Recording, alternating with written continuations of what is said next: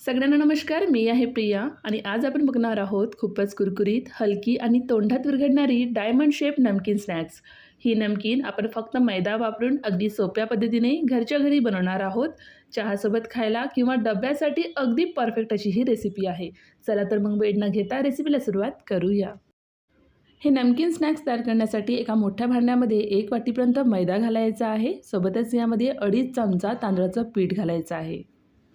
यानंतर यामध्ये 1 चमचा ओवा घालायचा आहे. ओवा हाताने थोडं क्रश करून घ्या, त्यामुळे त्याचा नॅचरल फ्लेवर ॲक्टिवेट होतो आणि नमकीन अजूनच टेस्टी लागते. यानंतर चवीनुसार मीठ आणि 2 चमचे वितळून घेतलेलं तूप घालायचं आहे. तुपाऐवजी जर तेल वापरत असाल तर तेलला चांगल्या प्रकारे गरम करून यामध्ये टाकायचं आहे.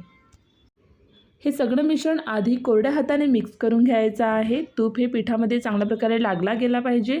पिठाची आपल्याला मुठी तयार करून बघायची आहे. जर अशा प्रकारे मुठी तयार होत असेल तर तूप हे पिठामध्ये छान असं मिक्स झालेलं आहे.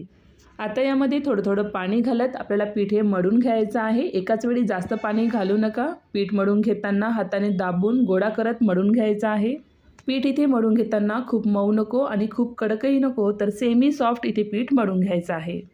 तर अशा प्रकारे पीठ हे मळून घेतल्यानंतर यावरती झाकण लावून 30 मिनिटासाठी ठेवून देऊ. 30 मिनिटानंतर यावर झाकण काढून घ्यायचं आहे. पिठाला एकदा मळून घ्यायचं आहे आणि या पिठाचे आपण इथे 2 गोळे हे तयार करून घेणार आहोत. आता इथे 1 गोळा हे हातात घ्यायचा आहे आणि उरलेल्या पिठावरती झाकण लावून ठेवून देऊ. आता या पिठाच्या गोळ्याला थोडंसं कोरडं मैदा लावून घ्यायचं आहे आणि याची आपण पोळी हे लाटून तयार करून घेणार आहोत. तर पोळी हे लाटून घेताना होईल तेवढी पातळ आपल्याला पोळी इथे लाटून घ्यायची आहे. पोळी हे लाटून घेताना यावरती कोरडं मैद्याचं पीठ टाकत आपल्याला पोळी हे लाटून घ्यायची आहे. तर अशा प्रकारे आणि इतकं पातळ आपल्याला पोळी हे तयार करून घ्यायची आहे. तर असं पातळ असं पोळी तयार करून घेतल्यानंतर चाकू किंवा कटरने पोळी आधी सरळ पट्ट्यामध्ये कापा आणि मग डायमंड शेप तयार करायचा आहे.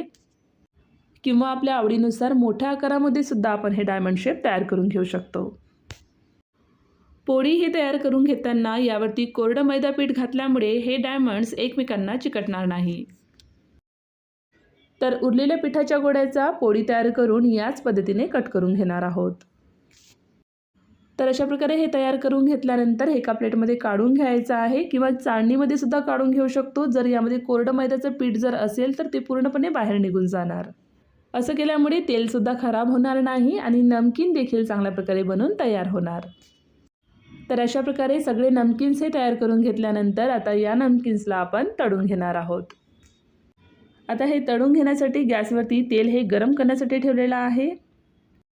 तेल हे चांगल्या प्रकारे गरम झाल्यावर नमकीन्स हे तेलात सोडल्यावर लगेच ते वर आलं पाहिजे इतकं तेल आपल्याला गरम करून घ्यायचं आहे.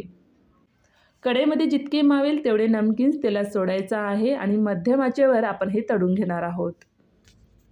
हे तळून घेताना झाऱ्याने किंवा चमचेने हळूवारपणे ढवळत राहायचं आहे, जेणेकरून सगळे तुकडे एकसारखे सोनेरी आणि कुरकुरीत बनून तयार होतील. इथे आपण बघू शकतो तेलावरील बुडबुडे हे कमी झालेले आहेत. नमकीन्स हे चांगल्या प्रकारे तळले गेले आहे.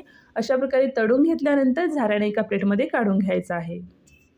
तर याच पद्धतीने उरलेले तुकडे देखील आपण तळून घेणार आहोत. तळून घेताना तेल हे छान असं गरम असायला पाहिजे.